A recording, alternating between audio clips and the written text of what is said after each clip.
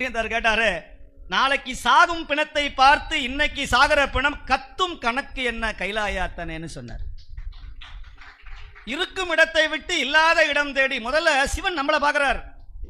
அவர் அடிக்கடி கேட்கிறார், may help யூன்னு கேட்கிறார். நம்ம உள்ள இருந்து காது கேட்காத மாதிரி இருக்கிறோம். உனக்கு ஏதாவது உதவி வேணுமான்னு கேட்கிறார். யாரு கேட்கிறார்? நாகப்பட்டினம் சுவாமி நாவுக்கரசர் சொல்றார்.